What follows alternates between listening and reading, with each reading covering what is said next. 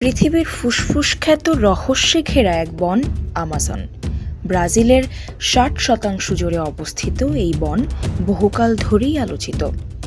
এই বন এতটাই ঘন যে এর অনেক জায়গায় এখনও সূর্যের আলোই প্রবেশ করেনি।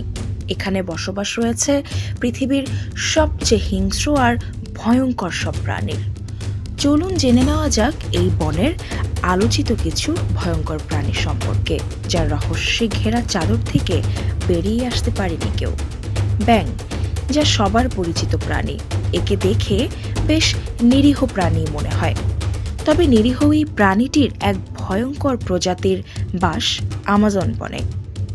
এই প্রজাতির ব্যাঙকে মূলত বলা হয়ে থাকে পয়জন ডার্ট ফক।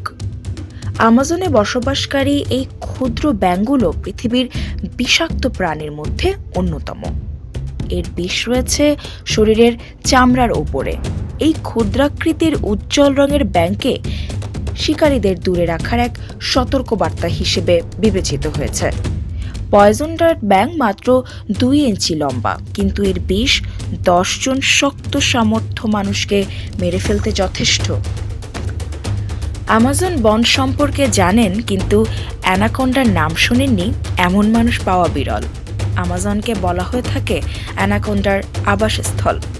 এই অ্যানাকোন্ডারাই আরেক জাত, গ্রিন অ্যানাকোন্ডা। একে বলা হয় বিশ্বের সবচেয়ে বড় সাপ। অ্যামাজন নদীতেই এদের দেখা মেলে। অ্যানাকোন্ডার মাথাটি মানুষের মাথার সমানই প্রায়। মাছ অতি প্রিয় খাদ্য হিসেবেই চিনে থাকি আমরা। আমিষে ভরপুর এই মাছটির যে এক ভয়ঙ্কর প্রজাতির বাস আমাজনে রয়েছে, তা আমাদের অনেকের কাছেই অজানা। এই মাছের মধ্যে রেড বেলি পিরানহা খুবই ভয়ানক। বলা হয়ে থাকে এই মাছকে অ্যামাজন নদীর ত্রাস বলা হয়। সাধারণত এরা ঝাঁক বেঁধে ঘুরে বেড়ায়, শিকার করে দলবদ্ধভাবে। এদের ধারালো দাঁত দিয়ে নিমিষে বড় কোনো পশুকে সাবার করে দিতে পারে।